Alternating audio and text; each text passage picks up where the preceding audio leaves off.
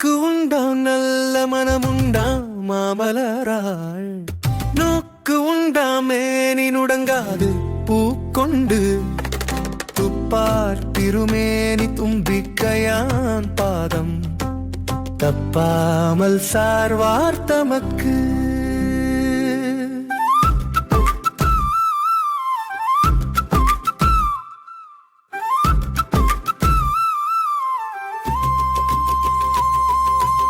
ஐந்து கரத்தனை யானை முகத்தனை இந்தி நிளம்பிரை போலும் எயிற்றனை நந்தி மகந்தனை ஞான கொழுந்தினை புந்தியில் வைத்தடி போற்றுகின்றேனே மங்கள தொடக்கம் மழலை சொல்லில் உள்ளத்து உணர்வில் உறைந்திடும் ஒளியே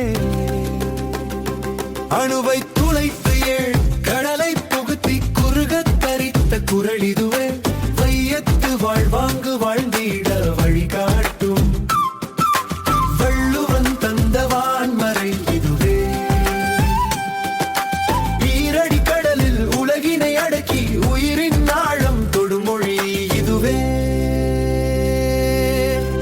முதல எழுத்தெல்லாம் ஆதி பகவன் முதற்றே உலகு எனத் தொடங்கி அரும் பொருள் இன்பம் மூன்றையும் விளக்கி மனித பண்பை மாண்புறச் செய்யும் கல்வி அறிவு ஒழுக்கம் நிறைந்து கற்றவர் போற்றும் காவிய தடத்தில் நித்தம் ஒளிரும் நீதியின் சுடரே அணுவை துளைத்து ஏழ் கடலை புகுத்தி குறுகத் தரித்த குரல் இதுவே வையத்து வாழ்வாங்கு வாழ்ந்திட வழிகாட்டும் வான்மறை இதுவே ஈரடி கடலில் உலகினை அடக்கி உயிரின் ஆழம் தொடுமொழி இதுவே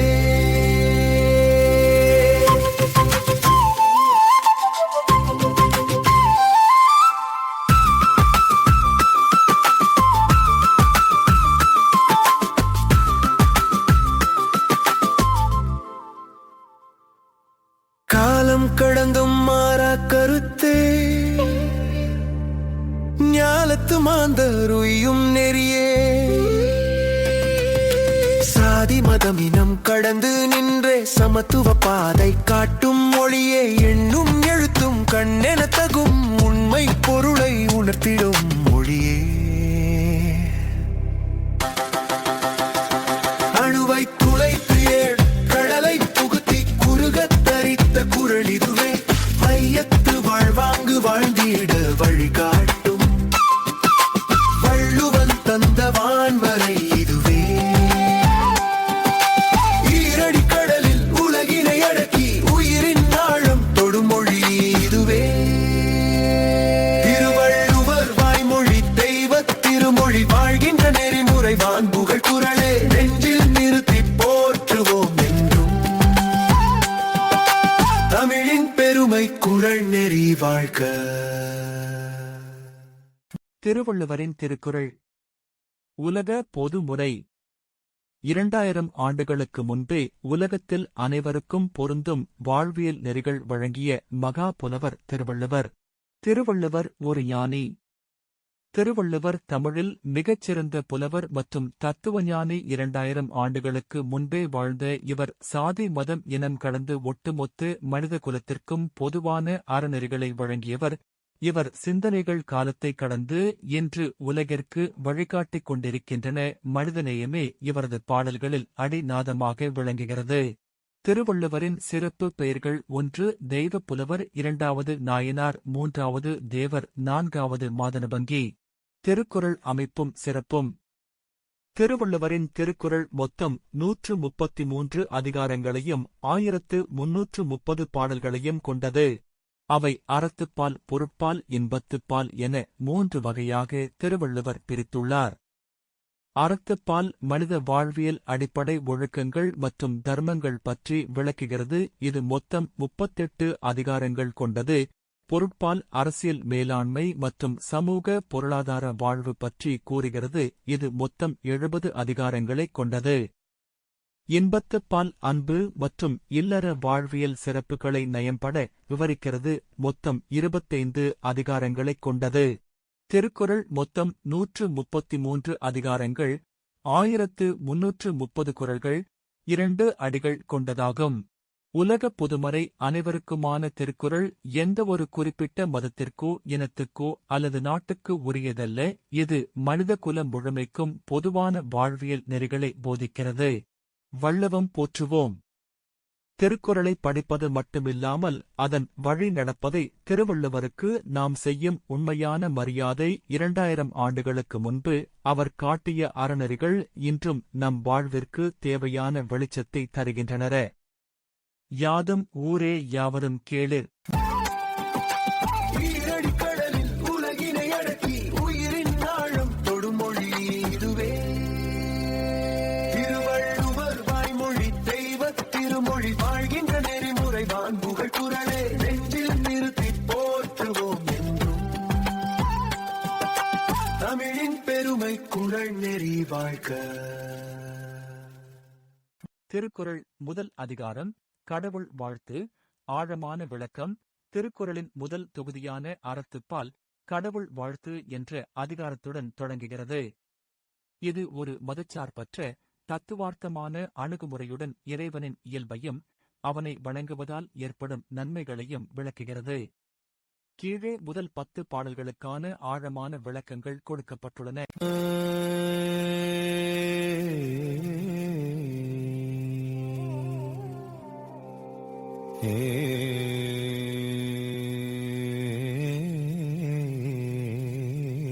திருக்குறளின் தத்துவங்களுக்கும் அதன் முதல் அதிகாரமான கடவுள் வாழ்த்து பகுதிக்கும் மிகவும் பொருத்தமான விநாயகர் துதி பாடலை கீழே வழங்குகிறேன். ஔவையார் அருளிய பாடல்.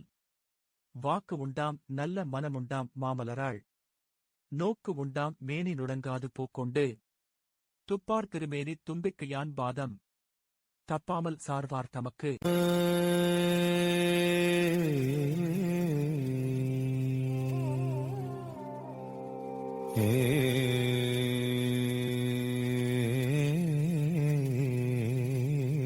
திருக்குறள் முதல் அதிகாரம் கடவுள் வாழ்த்து. ஆழமான விளக்கம். திருக்குறளின் முதல் தொகுதியான அறத்துப்பால் கடவுள் வாழ்த்து என்ற அதிகாரத்துடன் தொடங்குகிறது. இது ஒரு மதச்சார்பற்ற தத்துவார்த்தமான அணுகுமுறையுடன் இறைவனின் இயல்பையும் அவனை வணங்குவதால் ஏற்படும் நன்மைகளையும் விளக்குகிறது. கீழே முதல் 10 பாடல்களுக்கான ஆழமான விளக்கங்கள் கொடுக்கப்பட்டுள்ளன. அகர முதல எழுத்தெல்லாம் ஆதி பகவன் முதற்றே உலகு. நேரடி பொருள். எழுத்துக்கள் எல்லாம் அகரத்தை அடிப்படையாக கொண்டவை, அதுபோல உலகம் ஆதி பகவனை அடிப்படையாக கொண்டது. ஆழமான விளக்கம். அ என்ற ஒலி இல்லாமல் எந்த எழுத்தையும் ஒலிக்க முடியாது. அதுபோல இறைவனின் இயக்கமின்றி இந்த உலகம் இயங்காது. ஆதி பகவன் என்பது உலகின் மூலத்தை குறிக்கிறது. இது வெறும் கடவுள் வாழ்த்து மட்டுமல்ல, பிரபஞ்சத்தின் தொடக்கத்தை பற்றிய ஒரு தத்துவமாகும்.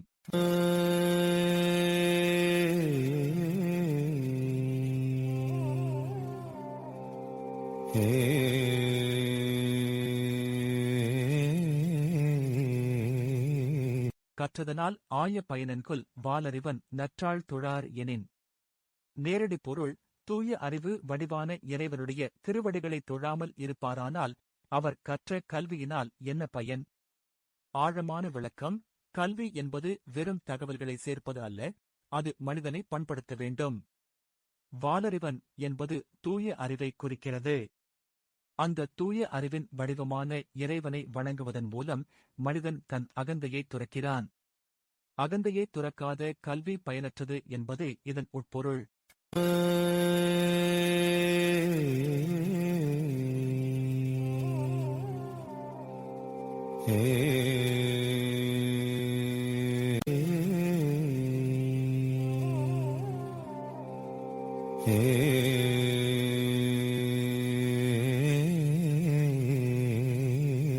மலர்மிசை ஏகினான் மானடி சேர்ந்தார் நிலமிசை நீடு வாழ்வார். நேரடி பொருள்.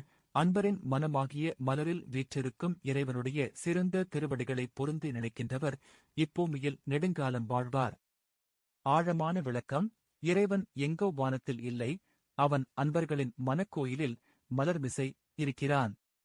அந்த மேன்மையான நிலையை உணர்ந்து அவனை சரணடைபவர்கள் இந்த உலகில் புகழுடன் நீண்ட காலம் வாழ்வார்கள். இது ஆன்மீக வாழ்வையும் உலகியல் வாழ்வையும் இணைக்கும் குறள்.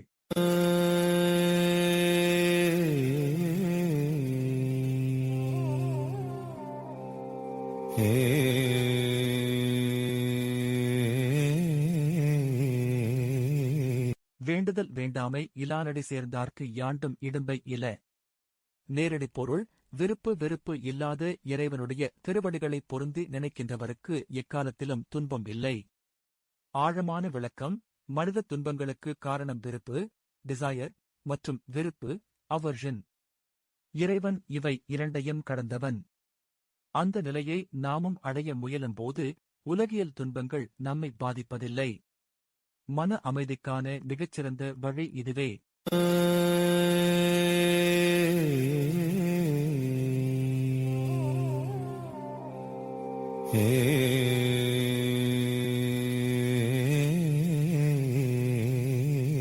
இருள்சேர் இருதனையும் சேரா இறைவன் பொருள்சேர் புகழ் புரிந்தார் மாட்டு. நேரடி பொருள் இறைவனுடைய மெய்மை கலந்த புகழை விரும்பி போற்றுகின்றவரிடம் அறியாமையினால் வரும் நல்வினை, தீவினை ஆகிய இரண்டு வினைகளும் சேருவதில்லை. ஆழமான விளக்கம் நல்வினை, புண்ணியம், தீவினை, பாவம் ஆகிய இரண்டுமே ஆன்மாவை பிறவிச் சுழற்சியில் பிணைப்பவை. இறைவனின் உண்மையான புகழை உணர்ந்து செயல்படுபவர்களுக்கு அறியாமை, இருள் நீங்கும். அறியாமை நீங்கினால் வினைகளின் தாக்கம் இருக்காது. அவர்கள் பிறவிப் பிணியிலிருந்து விடுதலை பெறுவர்.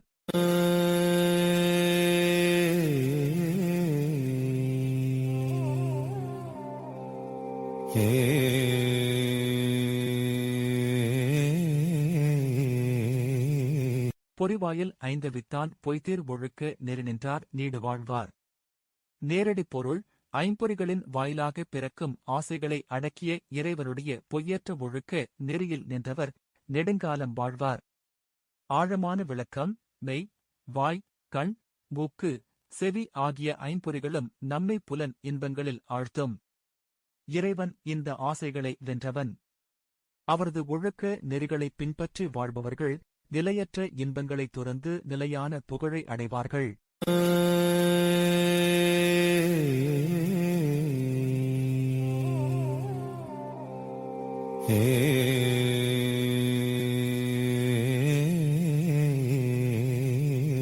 தனக்கு உமை இல்லாதான் தாழ் சேர்ந்தார் கல்லால் மனக்கவலை மாற்றல் அரிது.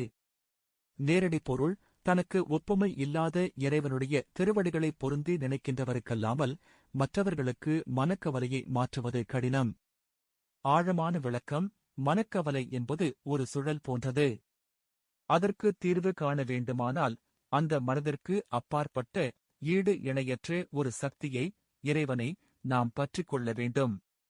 சரணாகதி தத்துவத்தின் மூலம் மன அமைதி கிடைக்கும் என்பதை வள்ளுவர் இங்கு வலியுறுத்துகிறார்.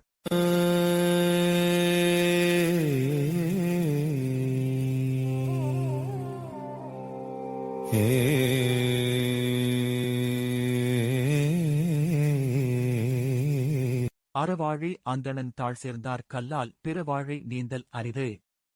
நேரடி பொருள் அறக்கடலாக விளங்கும் இறைவனுடைய திருவடிகளை பொருந்தி நினைக்கின்றவரே பிறவிக் கடலை நீந்திக் கடக்க முடியும், மற்றவர்களால் அது இயலாது. ஆழமான விளக்கம் வாழ்க்கை என்பது ஒரு கடல் போன்றது. அதில் அறம், வர்ச்சு மட்டுமே நம்மை காக்கும் படகு. அந்த அறத்தின் வடிவமான இறைவனைப் பற்றிக் கொண்டால் மட்டுமே நாம் இந்த சம்சாரக் கடலை, பிறவிச் சுழற்சியை கடக்க முடியும்.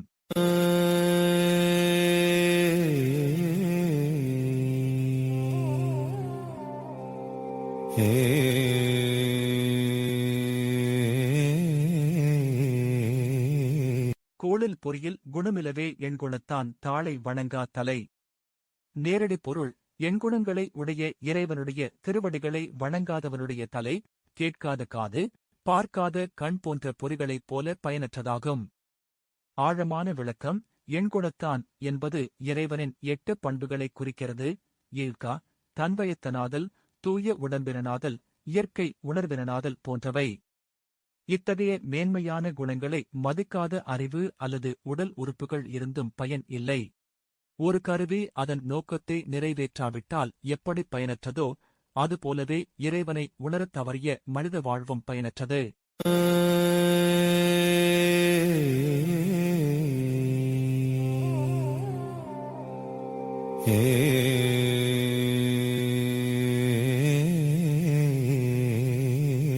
பிறவிப் பெருங்கடல் நீந்துவர் நீந்தார் இறைவன் அடி சேராதார். நேரடி பொருள்: இறைவனுடைய திருவடிகளை பொருந்தி நினைக்கின்றவர் பிறவியாகிய பெரிய கடலை நீந்திக் கடப்பார், மற்றவர் கடக்க மாட்டார். ஆழமான விளக்கம்: பிறப்பு என்பது ஒரு முடிவில்லாத தொடர்ச்சி. இந்த தொடர்ச்சியிலிருந்து விடுபட்டு முக்தி அடைய வேண்டுமானால் இறைவனின் அருளைப் பெற வேண்டும். முதல் குறளில் உலகத்தின் தொடக்கத்தைச் சொன்ன வள்ளுவர் 10வது குறளில் பிறவியின் முடிவைப் பற்றி பேசி இந்த அதிகாரத்தை நிறைவு செய்கிறார்.